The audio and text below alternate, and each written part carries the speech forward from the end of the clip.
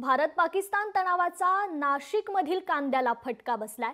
कांद्याचे दर 1000 रुपये क्विंटलने घसरलेत। दर घसरल्याने शेतकऱ्यांना मात्र मोठा आर्थिक फटका बसलाय।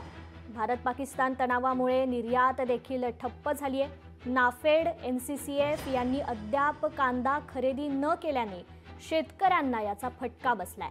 देशांतर्गत कांद्याचा पुरवठा वाढल्याने थेट आता कांद्याच्या दरावर देखील परिणाम झालाय। तर निर्यात ठप्प झाल्याने कांद्याचे दर देखील घसरलेले आहेत। दर घसरल्याने कांदा उत्पादकांना मात्र मोठा फटका बसलाय। कांद्याचे दर हे 1000 रुपये क्विंटलने घसरलेत। भारत पाकिस्तान तणावाचा आता नाशिकच्या कांद्यांवर देखील परिणाम झालेला आहे। निर्यात देखील ठप्प झाली आहे, त्यामुळे कांद्याचे दर घसरलेले आहेत। दर घसरल्याने मात्र कांदा उत्पादकांना आता मोठा आर्थिक फटका बसलाय। कांद्याचे दर हे 1000 रुपये क्विंटलनी घसरलेले आहेत। भारत पाकिस्तान तणावाचा आता कांद्याला फटका बसलाय।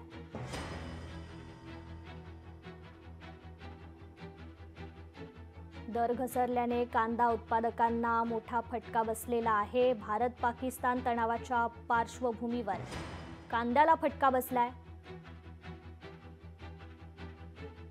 निर्यात ठप्प झाल्याने कांद्याचे दर घसरलेले आहेत।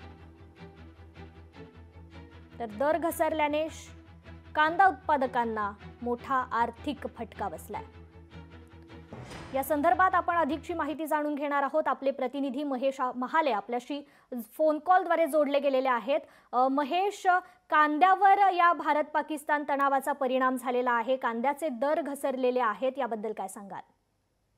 अगदी खरं खरं तर भारत पाकिस्तान युद्धजन्य परिस्थितीमुळे संपूर्ण निर्यात जी आहे ती ठप्प झालेली आहे। यामुळे कांद्याच्या दरावर मोठा परिणाम झालेला आहे।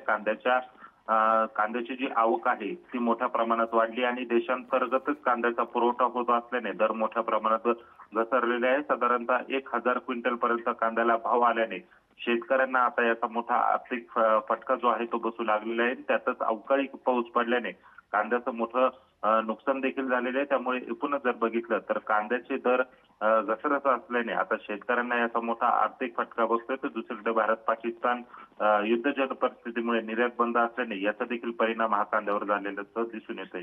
निश्चितच महेश, धन्यवाद तुम्ही दिलेल्या या माहितीबद्दल।